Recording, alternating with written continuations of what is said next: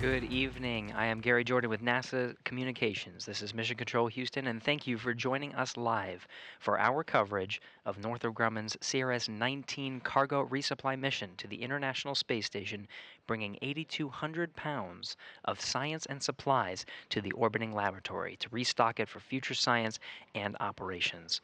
It's a beautiful day for launch over at Wallops Flight Facility. You're looking at a live view of the launch pad. That's Pad 0A at the Mid-Atlantic Regional Spaceport out at Wallops Island in Virginia. Beautiful day, 73 degrees Fahrenheit and sunny. We're looking at launch shortly before sunset over at Wallops Island, tracking down to a T0 at 7:31 p.m. Central Time, 8:31 p.m. Eastern Time.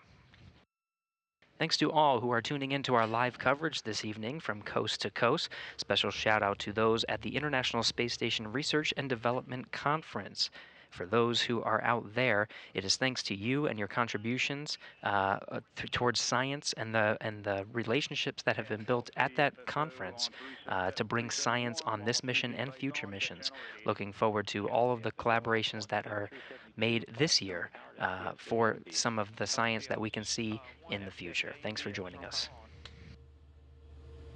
Again, the time of liftoff is 8:31 p.m. and 14 seconds Eastern Time. Everything on track, still tracking a 20% probability of violation. That's 80% go. Weather looks good, and the range looks good for a launch this evening. That 8:31 p.m. Eastern Time is the opening of a 5-minute launch window. We're launching this in August 2023, approaching the 10th anniversary of Cygnus 1, or Cygnus Orb D1, the demonstration flight of Cygnus, and the first time that Cygnus berthed with the International Space Station. That spacecraft was named after NASA astronaut David Low, George David Low. This spacecraft, CRS-19, is named the SS Laurel Clark. Northrop Grumman is proud to name the CRS-NG-19 spacecraft in remembrance and celebration of the NASA astronaut. It is a company tradition to do so. Dr. Clark was an accomplished undersea medical officer and naval flight surgeon prior to her NASA career. During her first and only spaceflight, CST-107, Dr. Clark and the rest of the crew aboard the Space Shuttle Columbia tragically lost their lives on February 1st, 2003, when the shuttle did not survive re-entry into Earth's atmosphere. Dr. Laurel Clark is remembered by the teams that are supporting this mission from coast to coast. There are 3 operations centers that are watching over the mission today here in Mission Control Houston. The International Space Station Flight Control Room, the destination of the Cygnus, once it separates from the Antares vehicle off of Pad 0A and makes its journey into orbit. We're watching and following along every step of the way. And of course, at the bottom of the screen there, you can see the 2 control centers that are looking after the vehicle you see on the pad at the Wallops Range Control Center. They're watching over the launch of Antares from Pad 0A over at the Mid-Atlantic Regional Spaceport. And then, of course, Northrop Grumman's Mission Operations Center in Dulles, Virginia, once Antares delivers Cygnus and the 8,200 pounds of cargo, including science and supplies, into orbit. It's a 9-minute ascent that Antares will take Cygnus into orbit. It'll be the folks you see there on the bottom left taking control of the vehicle through the flight to the International Space Station. And then enabling our ME1, ME2, TVC, and EHA buses. All agencies currently reporting green.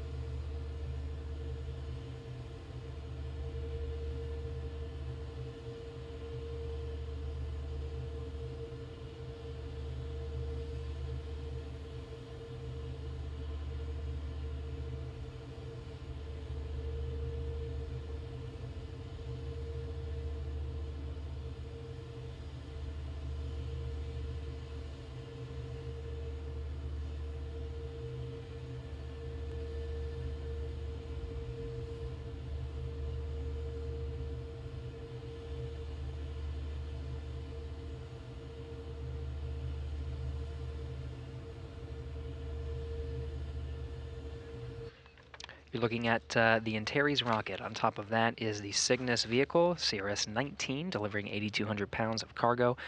Fueling is wrapping up here. By the time we get to T0, it will be completely filled. You can see the LOX venting happening on the side of the vehicle right now. That's the oxidizer.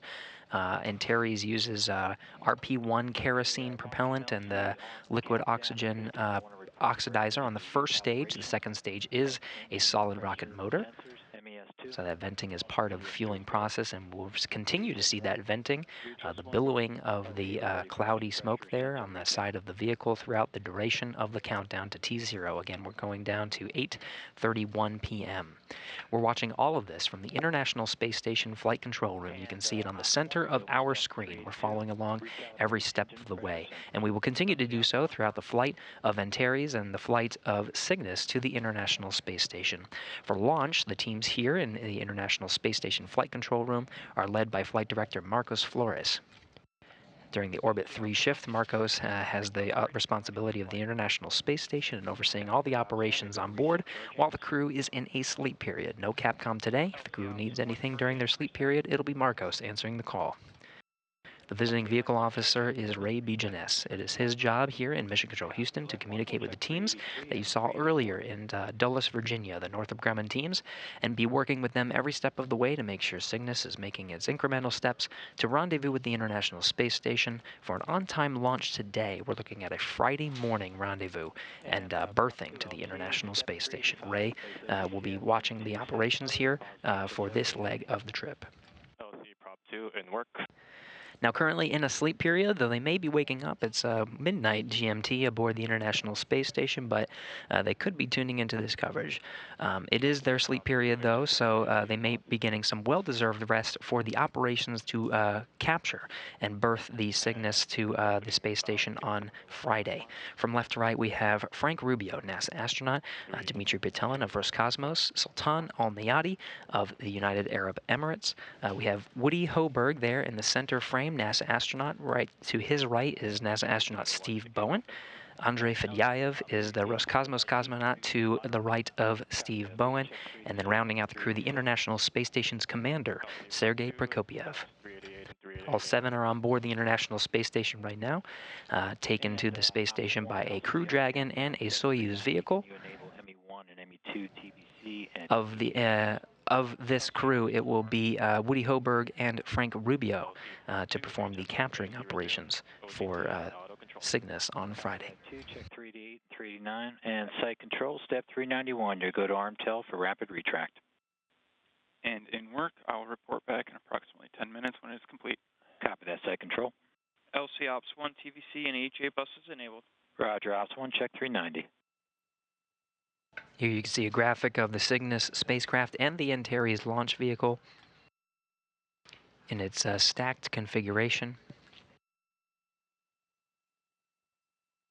Again, Antares is a 2-stage rocket. It's got the liquid oxygen oxidizer and RP1 kerosene fueled on the first stage.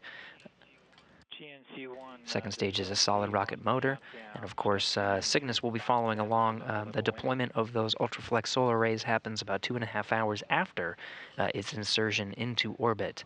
Those will collect the power it needs to fuel its service module for the remainder of its flight to the International Space Station. We need another minute or two. We need another minute or two. Okay, copy that. Cygnus has a late loading operations capability for the Antares 230 Plus. The top of the fairing has a pop-top fairing to allow late loading in this specialized facility here during the phase where the vehicle is horizontal. That pop-top fairing allows for any late loading capabilities. We did get word that the part of the late load was some frozen treats, that we tried to poke at what kind of frozen treats, whether it was ice cream or popsicles for the crew. It is a secret for the crew, so that was part of the late loading operations. Ops 2 set stage 1 controller EPV VREFs.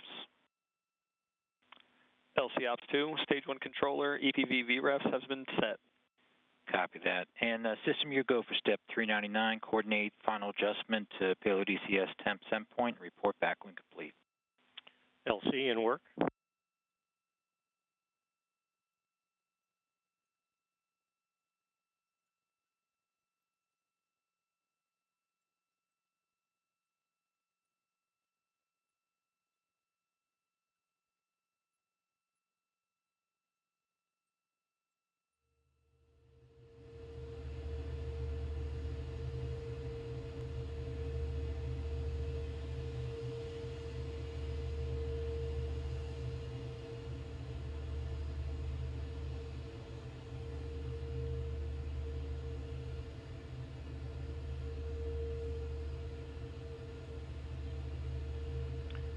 LC system, countdown 1. Go ahead, system. Yeah, LC step 399 complete. Copy, 399 complete. Launch team, we've just passed L-minus 20 minutes and counting.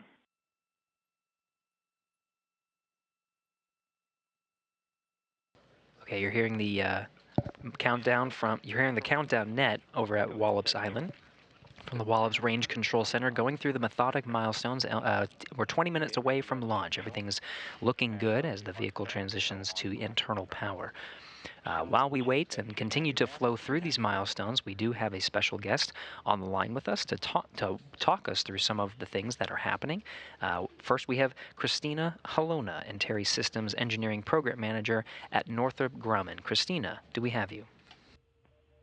Hi, Gary. Yes, you do have me. Thank you. I'm excited to be here, and many thanks to everyone joining us today to see a successful Antares launch and Cygnus mission to the International Space Station. Thanks for joining us, Christina. It's been a bit to get this vehicle in its position that we see now. Can you take us through what it took to get Antares into this vertical position, specifically the rollout? Sure.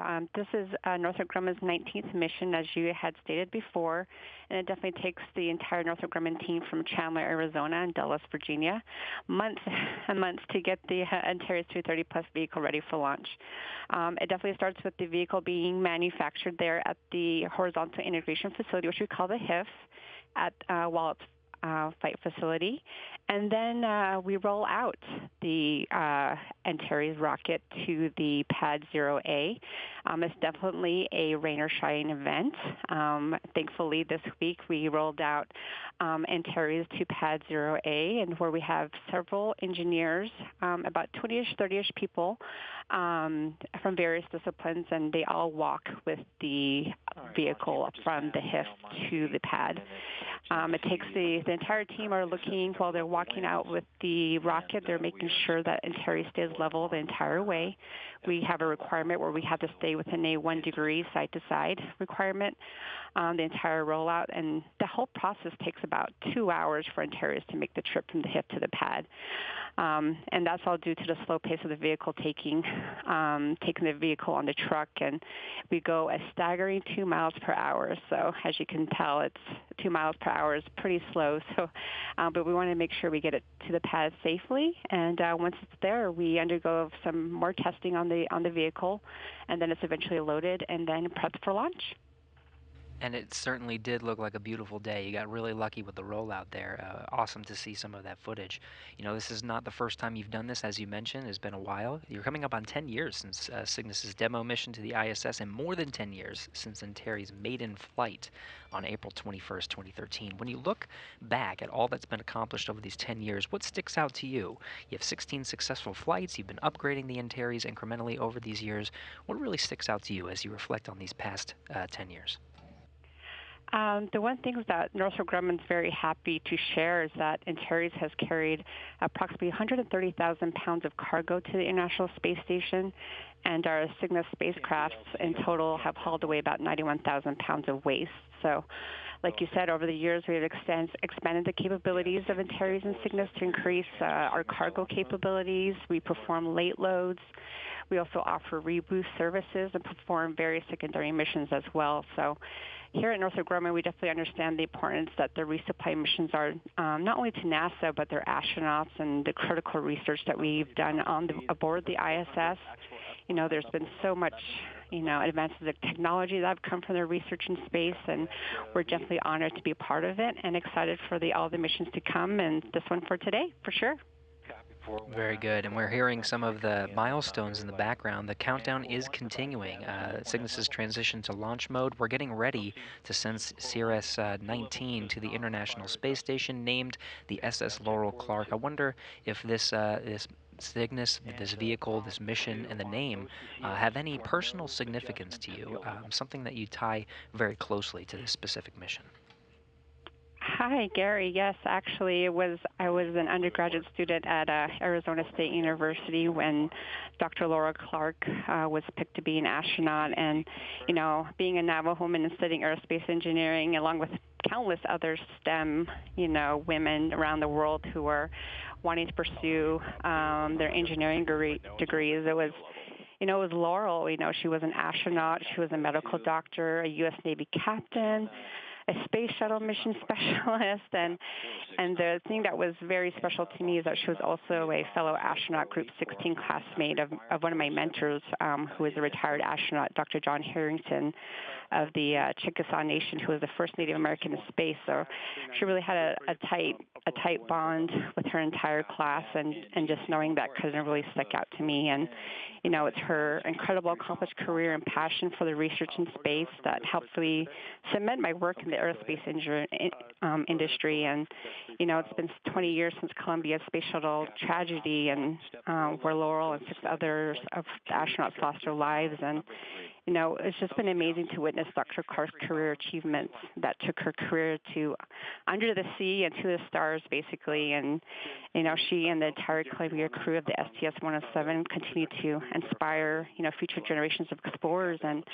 Northrop Grumman is proud to commemorate our NG-19 Cygnus spacecraft, the SS Laurel Clark, for the NG-19 mission, where she has made a substantial contribution to the United States commercial space program and to human space flight. So we're very honored to have it named after her, and just a very special place in my heart for her and the entire crew of the STS-107. And I think that special place is shared amongst the teams that are supporting this mission. Christina Helona, thank you so much for joining us for the launch show, and we're continuing down towards the T0 here at 8:31. Thank you for coming on, Christina. Of course, thank you.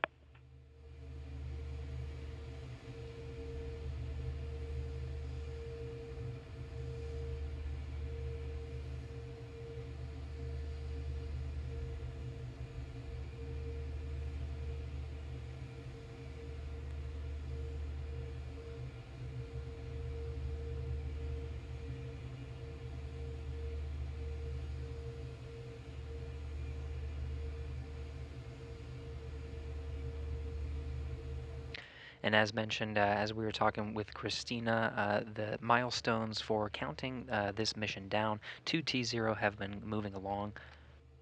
Okay, Launch Team LC, we're coming up on our poll to proceed with final countdown. This is step 414. GSO? GSO is go. RSO? RSO's go. TD? TD's go. Prop lead? Prop lead's go. Stage 1. Stage 1 is go. MES1? MES1 is go. GCE? GCE is go. ACE? ACE is go. Mars? Mars is go. CMD? CMD go. LD? LD is go. NG? Northrop Grumman is proud to honor accomplished NASA astronaut, medical doctor, U.S. Navy captain, and space shuttle mission specialist Dr. Laurel Clark. Laurel was a passionate contributor to the space program, improving our understanding of spaceflight effects on the human body. Her crew's successful completion of 80 experiments on the STS-107 mission advanced the bioscience knowledge of plant growth in space. A proud and dedicated wife and mother, Laurel spent most of her free time during the mission conversing with her family. But when she did get time to look out, she described it as glorious. It is therefore an honor to return her legacy to space to once again enjoy the view as the SS Laurel Clark and Northrop Grumman are go for launch. Copy that. We are go to proceed with final countdown. Check step 414. Godspeed, Patrick James.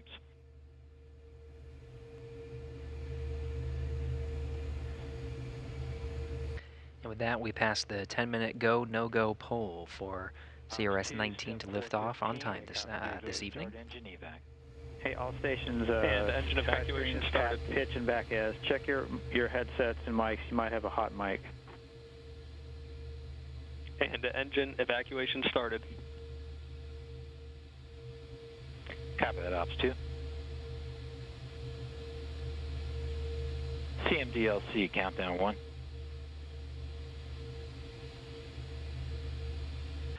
So in the final 10 minutes of this countdown, we'll be following along through the milestones to get Antares prepared for launch. Some of the ones coming up to listen out for, in particular, at T-minus 5, Antares switches to internal power. Cygnus at this time is switched to its launch mode. T-minus 3 minutes 30 seconds as an auto-sequence handoff, the terminal count. Computers, at this point, will take over for the final steps through launch.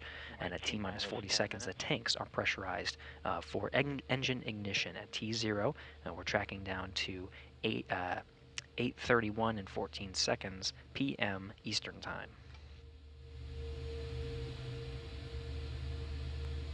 LC MES1, vacuum verified in the fuel circuits. Okay, MES1, I copy that. We'll check 416 complete.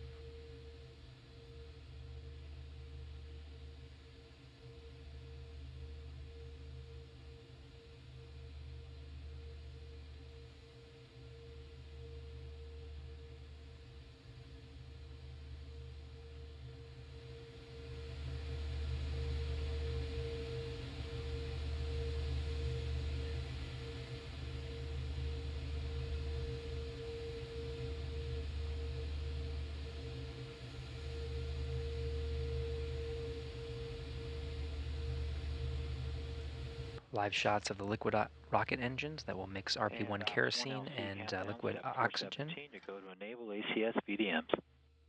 LC Ops 1, ACS VDMs, internal power on. LC Elect 1, ACS VDMs enabled, voltage nominal, ODM commands are clear. Copy, Elect 1, we can check step 417 and 418.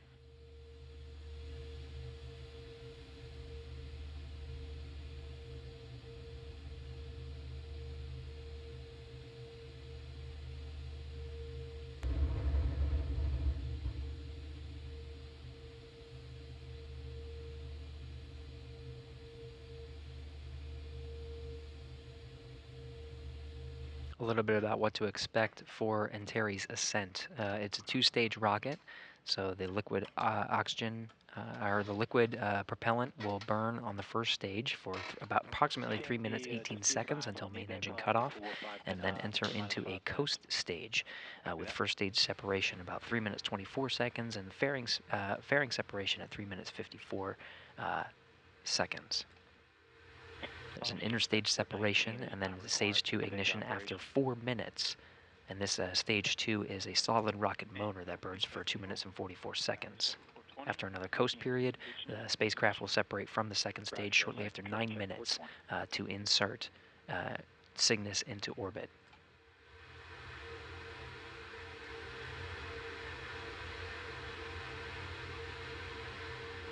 Admin copy.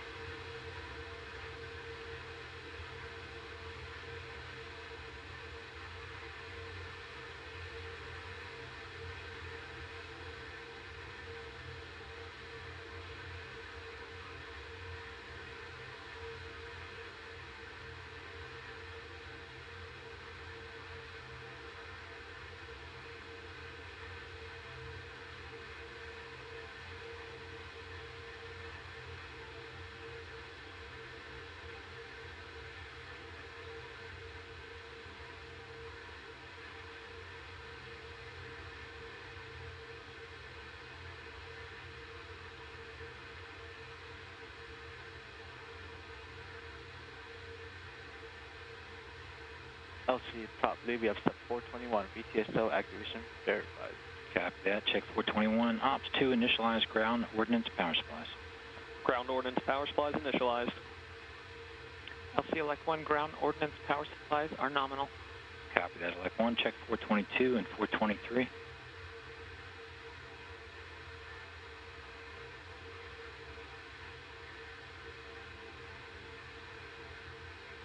T-minus 6 minutes and counting. The sun is setting on the east coast there. Antares and Cygnus illuminated by the floodlights on the launch pad. That's pad 0A at the Mid-Atlantic Regional Spaceport. Initiated. Time 00:25:03. Copy that. Check 425 complete.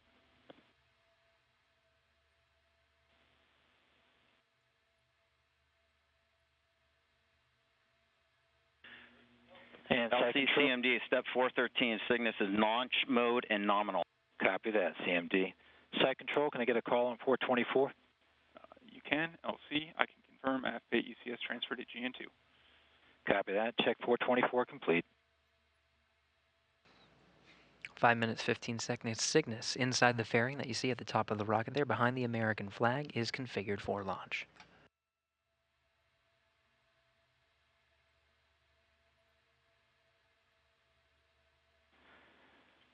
Ops 2 LC, step 426. You're going to initiate engine priming. Engine priming started. Copy that. Ops 1, transfer avionics to internal power. LC Ops 1, all internal power on, all external power off.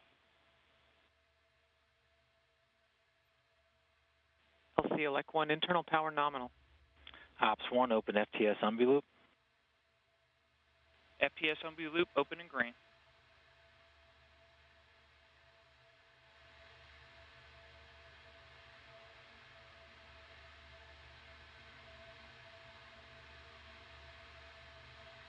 FTLU and FTS receiver indications are nominal. Ops 1, you go to send all arm command. LC Ops 1, all arm command sent. LC elect 1, safe and arms and ODMs are all armed. NASA TD, report range status. Range is green.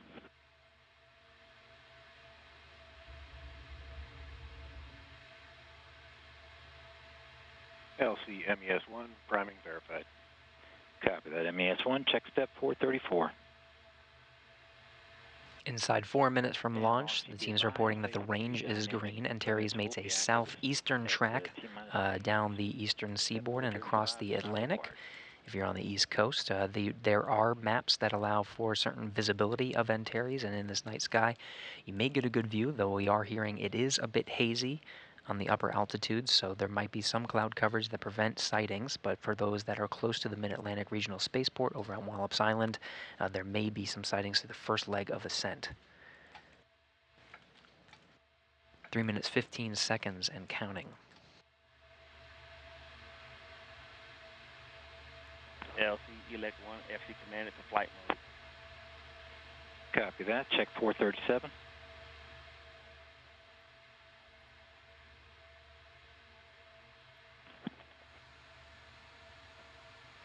Elect 1 to LC, auto sequence startup.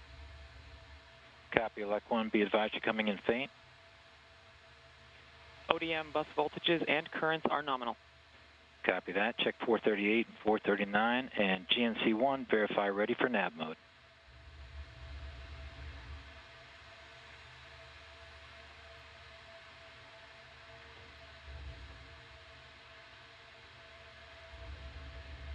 LC GNC1, ready for nav.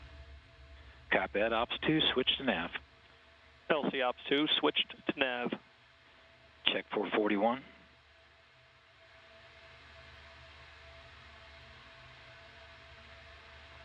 LC GNC1, nav mode verified. Copy that. We'll check 442. And we're at T-minus 2 minutes and counting.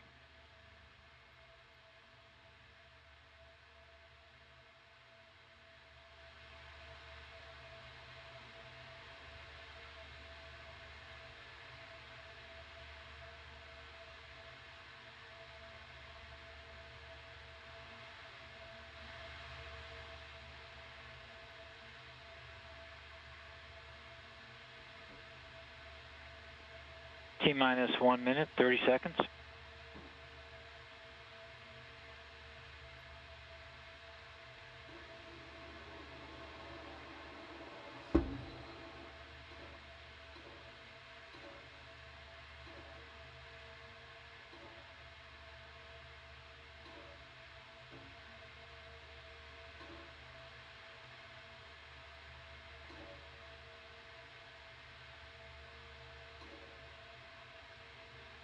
T-minus 1 minute.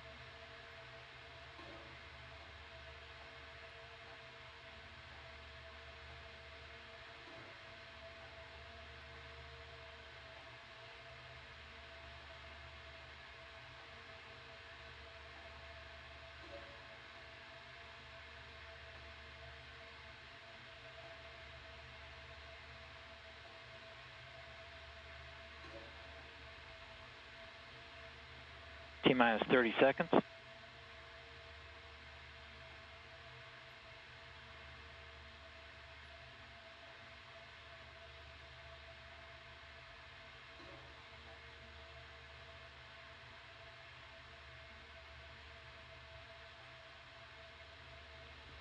T-minus 10.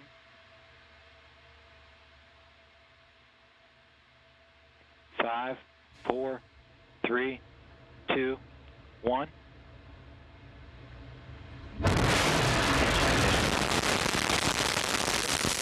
Liftoff the Antares NG-19 launch vehicle from Wallops Flight Facility.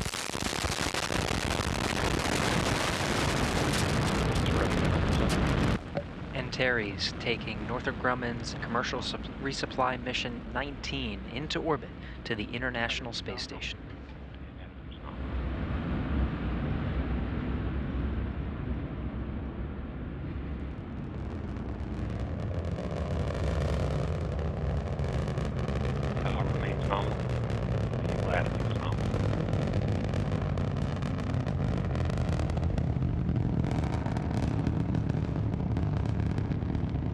Flight controllers reporting a nominal ascent for Antares.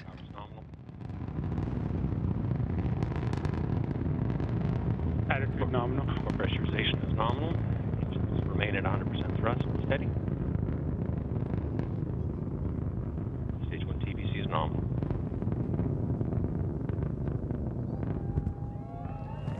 Attitude nominal.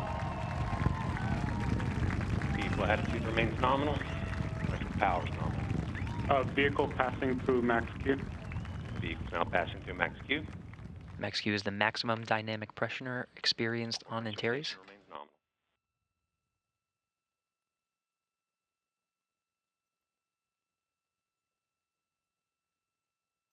Core pressurization valves are nominal. Engines remain nominal and steady. LCA, your go. Godspeed, Antares. And thank you, LCA. Halfway through the burn, 100 seconds to MECO, passing through 30,000 feet. Attitude nominal. Attitude remains nominal.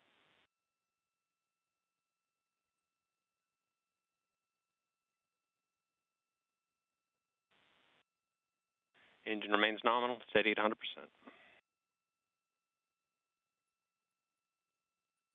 Passing through 5,000 feet per second. Core pressurization remains nominal. Electrical power is nominal.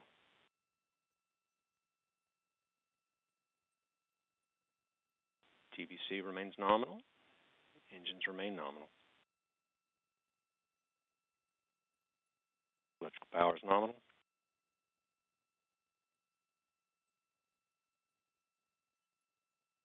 Core position is nominal. We're approximately 40 seconds from MECO.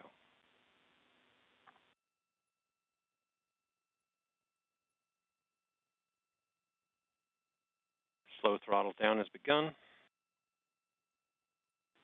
Attitude nominal. TBC preset down slew has started. Attitude remains nominal. 3 minutes into the flight of Antares, we got about 15 seconds until main engine cutoff. Rapid throttle down, steady 55% thrust.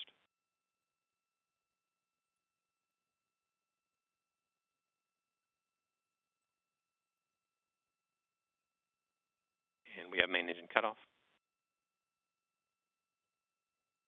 Ellis is taking care of business.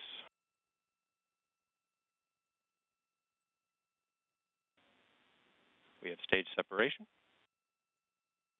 Switching to animation with confirmed stage separation as we lose Antares into the clouds on this hazy evening. Enabled. ACS is enabled. Stage 2 ignition time expected at mission time 2:46. Stage 1 ignition expected in approximately stage 2 ignition expected in approximately 10 seconds. Fairing is separated. Antares currently in a coast phase. Stage 2 ignition and TBC battery is nominal. Second stage solid rocket motor has ignited. Power remains nominal. The stage will burn for 2 minutes and 44 seconds. The Caster 30XL will burn for approximately 2.5 minutes.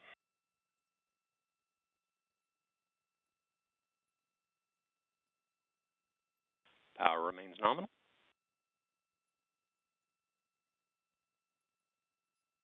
Stage 2 TBC is nominal. Flight controllers reporting good performance on the second stage. Power remains nominal.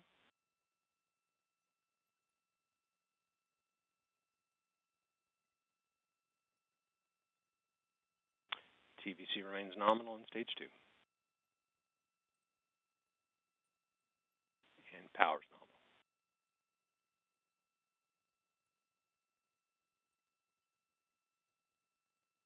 We are approximately 100 seconds from stage 2 burnout. Attitude still nominal. Attitude remains nominal. TVC is performing nominally.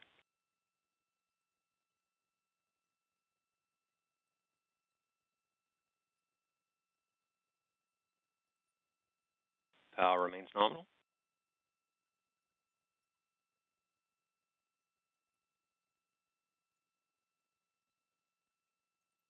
Stage 2 TVC remains nominal. Power is nominal.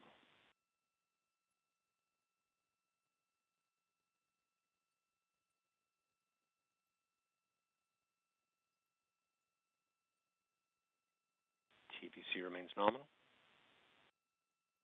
50 seconds to stage 2 burnout.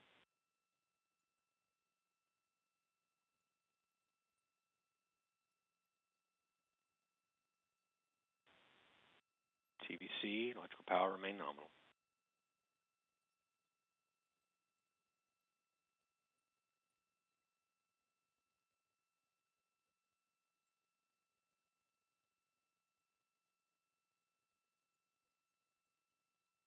TVC and power remain nominal. We're beginning to see tail off in the motor pressure, and we have stage 2 burnout.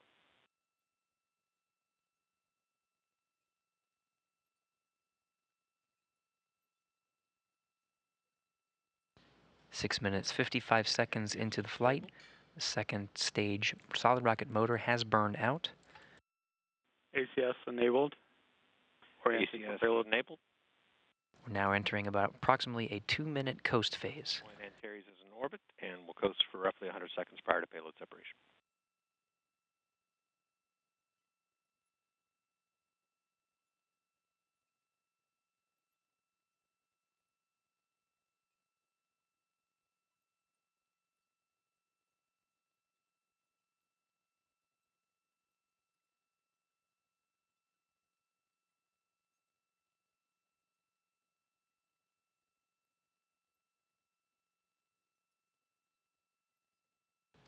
Seven minutes, 45 seconds into the flight of Antares. After spacecraft separation, it will take approximately 2 hours, 30 minutes until the solar arrays are unfurled to start collecting power for the Cygnus vehicle. Shortly after spacecraft separation, we'll have a representative from the International Space Station program online to provide some comments on the flight of Antares and some comments on Cygnus's journey to the International Space Station. We'll plan to wrap our coverage shortly after orbital insertion, but please stay tuned for updates online on the solar array unfurl.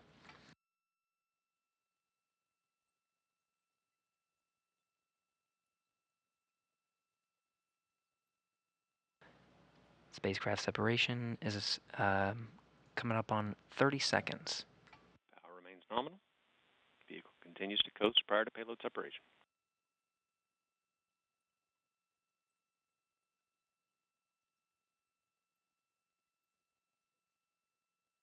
And we have payload separation.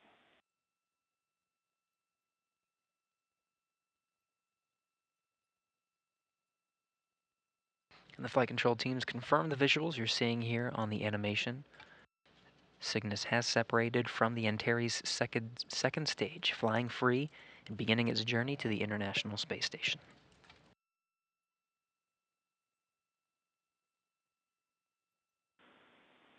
All right, launch team, LC on Countdown Net. We're going to go ahead and proceed with our post-launch checklist. We've confirmed that we've had Cygnus separation. Congratulations to the Cygnus team, and that sound you heard a little earlier was a mic drop.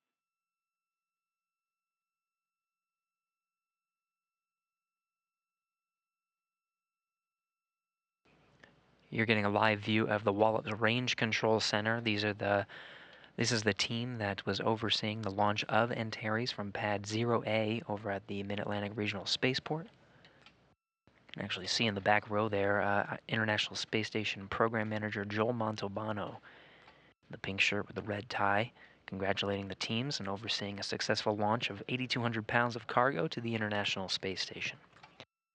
Meanwhile, in Dulles, Virginia, the journey has just started for the flight control team over in the Mission Operations Center there. They'll be overseeing Cygnus's journey to the International Space Station over the next few days.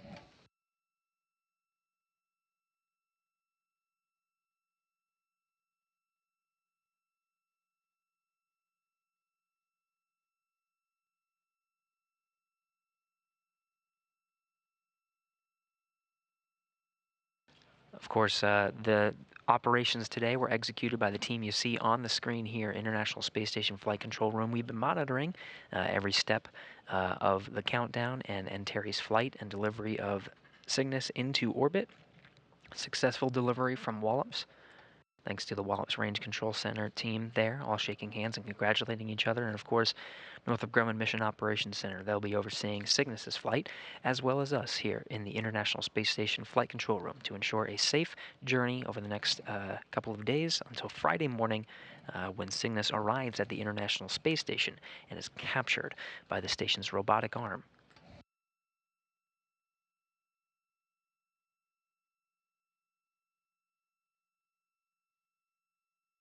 Now, after a successful operation this evening, we are lucky enough to have Jeff Arendt, who is the manager of the Systems Engineering and Integration Office and the International Space Station Program based here in Houston. Jeff, how do you hear us? Loud and clear. Gary, how do you hear me? Hey, loud and clear. Thank you for joining us, Jeff, and providing some remarks. We just saw Antares deliver 8,200 pounds of cargo, including science and supplies, to the into orbit, and it's on its way to the International Space Station. I'm curious, from your perspective, from the International Space Station program perspective, what are some of the key highlights of science, hardware, something on this vehicle, something on this mission that you're particularly looking forward to arriving at the International Space Station? Yeah, that's a great question. I think three come to my mind pretty quick. The first would be this is the final iteration of the Sapphire series of spacecraft fire protection experiments. And so that's flying on this flight. That's been a really interesting set of experiments, and we've learned a tremendous amount, to be honest with you. The second, I think, we're flying some neural cells that will be cultured in 3D cell models for gene therapy testing. The experiment is called Neuronics. Gene therapy shows promise, but the 3D models needed to test these therapies do not form in Earth's gravity. So creating these 3D cell cultures in microgravity could provide a critical platform for drug discovery and gene therapy testing. So really, really cool stuff. The last would be we're actually flying a new potable water dispenser. We're actually calling it our Exploration Portable Water Dispenser. It provides hot water and improves sanitation for the crew's use. This will double the number of water dispensers that we have on board and certainly speed up meal preparation, because I think, as you know, and most of our listeners know, because rehydration is required for so many of the crew's meals, having one dispenser, I'm sure, takes a while for meal prep. So I'm sure the crew will be very excited about that. Yeah, I'm sure if they had any direction into what gets installed first, I'm sure they would choose that one just so they can get a couple of snacks early. Absolutely. Jeff, we're coming up on 10 years since Cygnus won with Orbital Sciences in September of 2013. When Cygnus birthed first to the International Space Station for a demonstration mission. Now we're 10 years into it. We're talking about the Commercial Resupply Services 19 mission. So if you reflect on the past decade, what can you say about the impact of commercial cargo operations for International Space Station and continuing to support the operations? Yeah, in a word, I'd say essential. Critically essential. I don't think that's almost redundant, but with the retirement of the Space Shuttle, we lost our capability to resupply the ISS. And cargo resupply from U.S. companies is critical to our mission. I can't emphasize that enough. It ensures our national capability to deliver critical hardware, science research, significantly increases the ability of NASA to conduct new investigations.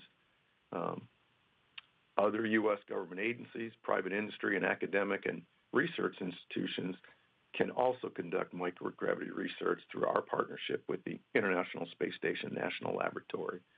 But again, in a word, it's absolutely essential.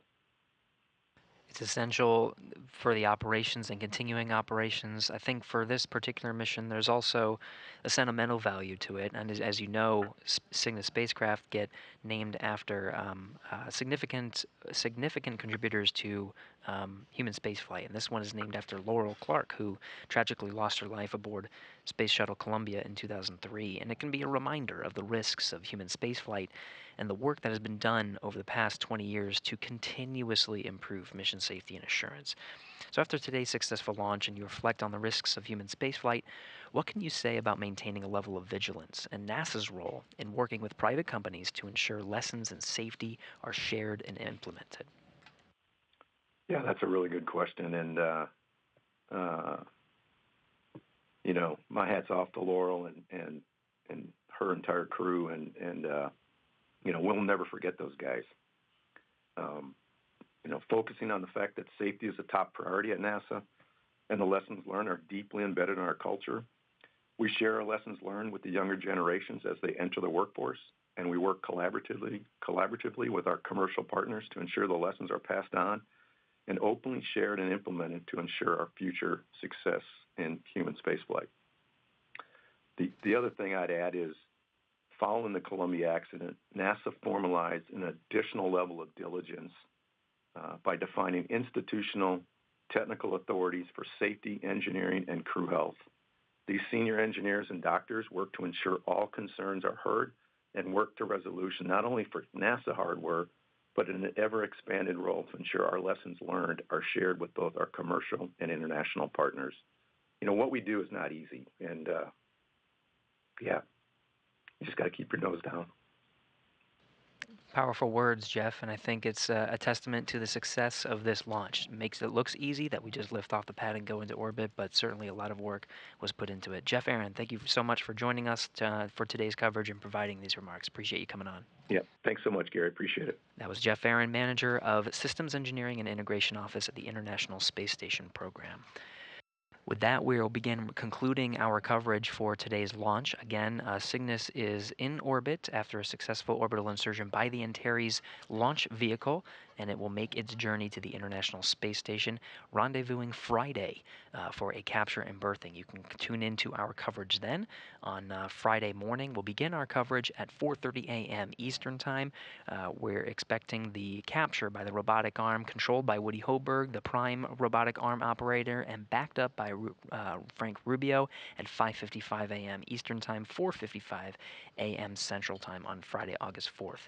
Now, since this is a berthing operation, we'll break our coverage and begin the installation coverage at 7:30 a.m. Eastern Time, 6:30 a.m. Central, where Cygnus will be maneuvered by the station's robotic arm and berthed to the Unity port of the International Space Station. This is the center node that is part of the International Space Station and the common home for Cygnus vehicles that arrive aboard the orbiting complex.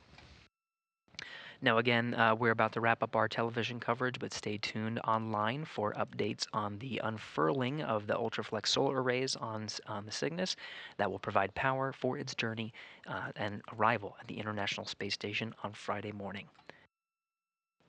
Now, for now, that will wrap up our coverage here in Mission Control Houston. Thank you for joining us.